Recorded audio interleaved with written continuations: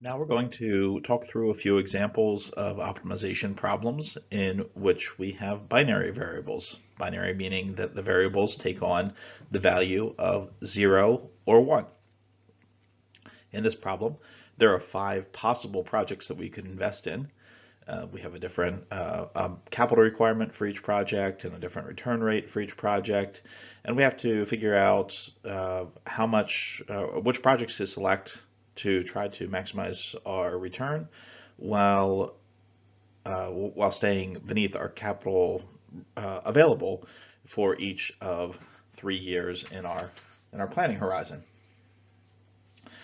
Our variables are going to be xi. I is a subscript here, so xi is going to be equal to 1 if project I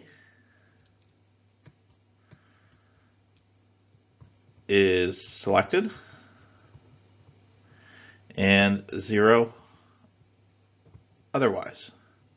So our objective function is to maximize how much money we're making, and the nice thing about binary variables is that the fact that they're 0 if they're off allows us to write an objective function for this problem as 0.3 times x1 plus 0.5 times x2 plus 0.3 times x3 plus 0.6 times x4 plus 0.2 times x5. And let's say if we're selecting projects 1 and 2, our return would be 0.3 times 1 plus 0.5 times 1 plus a whole bunch of things times 0, which then just go away, and our return would be 0.3 plus 0.5 or 0.8. We can do a similar thing in how we write constraints. The constraint here would be, for year 1, is that 1.4 times x1 plus 0.8 times x2 plus 1.2 times x3 plus 1.2 times x4 plus 0.7 times x5 is all going to be less than or equal to our capital available in year 1, which is 3.2. So that's our constraint. We have a year 1 constraint, a year 2 constraint, a year 3 constraint, and then finally a constraint that each variable is a binary variable. If we can only go with project 3 or project 5, you can use binary variables to do this sort of either or logic. If only one of those is allowed, then we could say that x3 plus x5 is less than or equal to 1. This would rule out any case where x3 equals 1 and x5 equals 1, and there's a whole bunch of different things you can do with logic, with these sort of logical constraints with binary variables that are illustrated in some of the examples. Now we're going to have an example with binary variables that have 2 dimensions. So we have a home healthcare organization that needs to assign aides to patients that have different distances from the patients. We want to minimize the travel time in our assignments of 10 different aides to 10 different patients. Our binary variable is going to be xij instead of just xi. Xij is equal to 1 if aide I is assigned to patient J and 0 otherwise. Our objective function then is going to be minimize all of the possible combinations. So we want to minimize, I'm going to use sigma notation, so this is a Greek letter sigma, all the different possibilities from I equals 1 to 10 and j equals 1 to 10 of dij times xij. So that's going to be D11 times X11, D12 times X12, all 100 of these. This is 100 DX pairings here that are, this is going to be D11 times X11, do that 99 more times, and we're going to minimize the sum of those. Dij is going to be from this, the round trip distance from this distance matrix. So we can solve that, and to do so, we need a few constraints. Each aide can only work with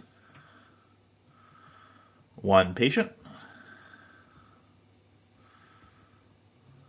Each patient can only be assigned to one aide, and each Xij is binary. So we could set this up in Excel and solve it to get the solution that minimizes the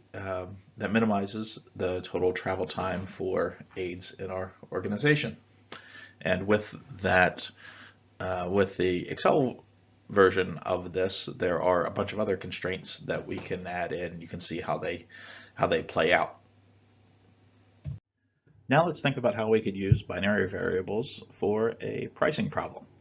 Let's say that we are running a cruise and we can set a price for November and December, and we have 200 rooms available. We want to figure out what the best pricing strategy is to selling rooms in November and December, given the varying demand rates across those 2 months.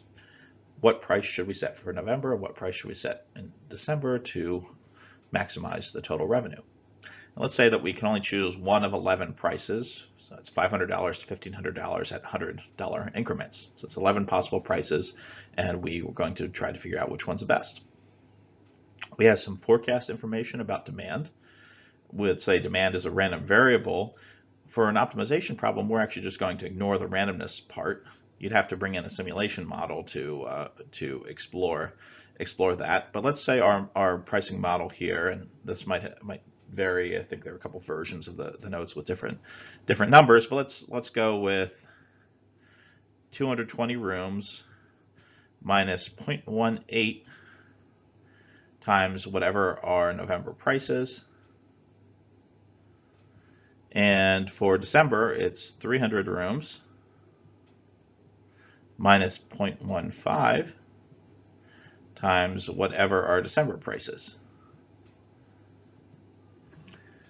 We have our binary variables also in 2 dimensions. It's going to equal to 1 if price I is charged for month J. So J equals 1 is November, J equals 2 is December, and 0 otherwise. So the trick here is creating tables that work with these binary variables with our 2 times 11, with our 22 binary variables. We want to figure out what demand in each month is for each possible price charge, and what the revenue is for each month for each possible price charge. So what's demand in November if we price it at 500? Well, that's going to be, we're going to put a maximum of 0, so we don't go negative, times our pricing function, 220 minus 0.18 times 500. That comes out to 130. So 220 minus 90 is 130. So if we set a price of 500, we expect to sell 130 of our 200 rooms here. And how much would revenue would we make off of that? Well, we would make $500 times 130 bookings times X11 for the price in November. That's going to be, if the price in November is $500. So that's going to be 1 if we actually choose that, and we would get 500 times 130 in revenue for November. And if it's 0, then clear it out. We don't need to worry about that. Our constraints: are that we can only choose one price each month, and we cannot sell more than 200 rooms. So with these decision variables, binary decision variables, and these constraints, plus xij binary for I equals 1 to 11, j equals 1 and 2, with these constraints we can pick out the prices that maximize revenue.